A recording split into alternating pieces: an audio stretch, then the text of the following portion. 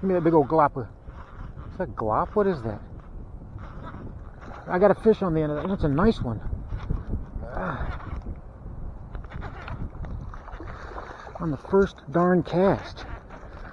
It's another gloriously beautiful day out here at the Big Lake, and today we're talking about what may be the strangest, most oxymoronic topic in all of bass fishing. Why catching a fish may actually be costing you bites. Stick around.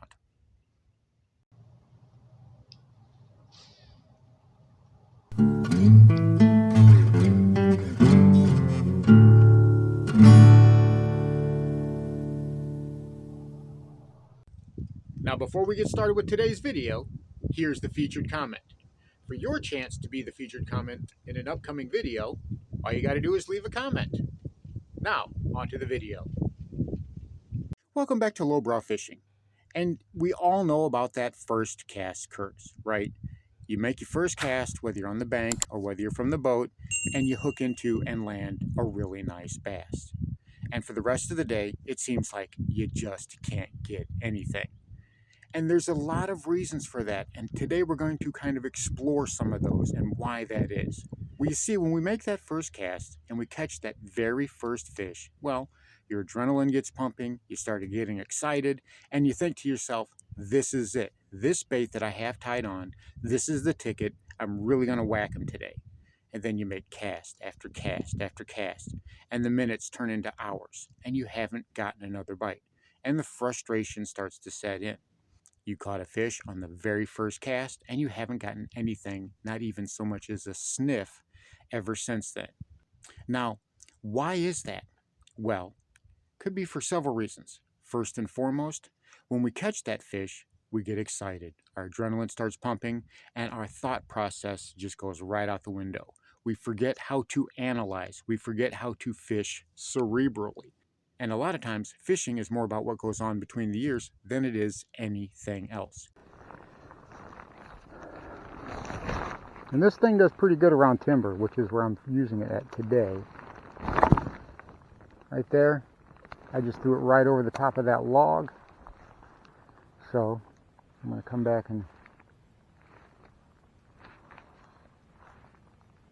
The thing is every time I hook a fish off of that log. There we go. Oh yeah. Every time I hook a fish off of that log, they try to go back under it, which is what this guy just tried to do. Hello, buddy. Oh, you weren't going anywhere. I had you good. Let me set my rod down.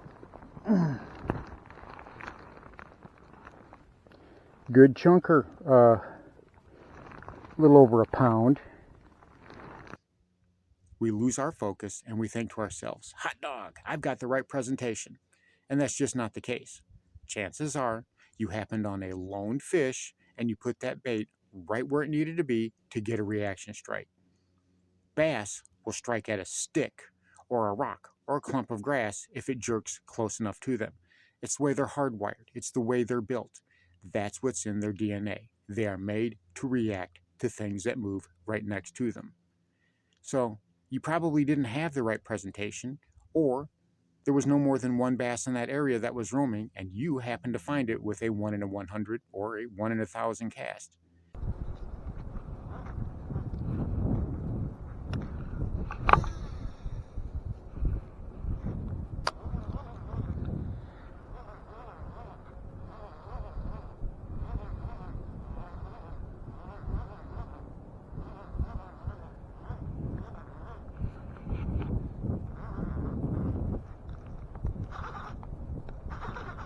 Give me that big old glop. Is that glop? What is that?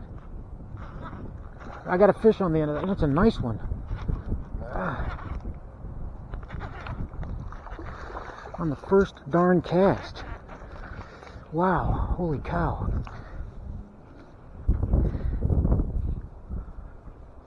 That is a good fish. He caught it. So it's about 3 pounds. Caught that on the old swim jig. I thought I was almost hung up on something. All right. That's a great, gorgeous fish. Beautiful.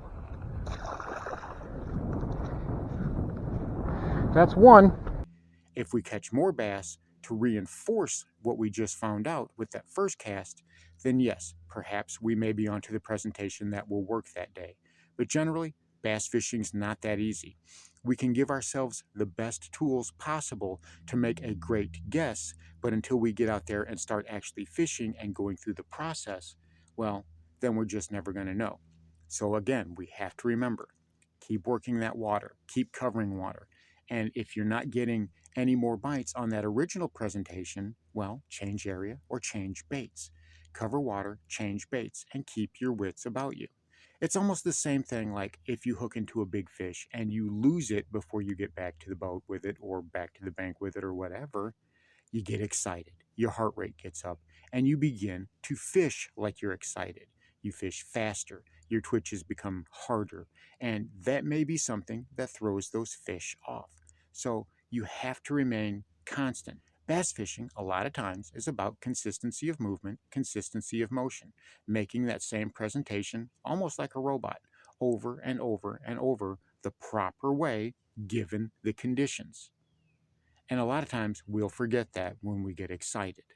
So whenever you catch that first bass, you land that first bass, remember, there's a lot more going on than you just having to be perfect with it at that time. You may have just gotten lucky.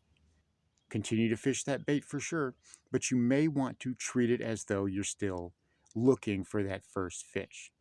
You always want to be analyzing the area and the situation, the water clarity, the temperature, the weather, and keep those things in mind whenever you're fishing. Again, catching that first fish, a lot of times you'll end up getting excited and you'll end up getting skunked for the rest of the day. I've done that myself so many times because, well, I didn't keep my wits about me. I lost focus. I thought that one bait was going to be it.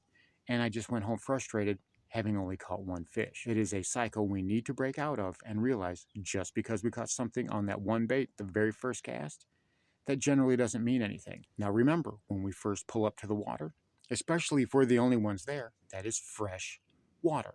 Those bass haven't been fished, they don't have any pressure on them, so a lot of times that first cast, while it can be very telling, is also misleading. It can be extremely misleading in the fact that the conditions have been just right. You've got that one chance, that one cast, and you nailed it. So again, make sure you continue to cover water and use the situation and the conditions and use that to determine what you throw, not just because you caught a fish right off of the bat. So there you have it, the first cast curse and how to overcome it. Keep your mind about you. Remember to do all the things that you've known how to do whenever it comes to bass fishing, and you should be able to get around it and keep those bass coming into the shore. Thanks for watching Lowbrow Fishing. We'll catch you in the next one.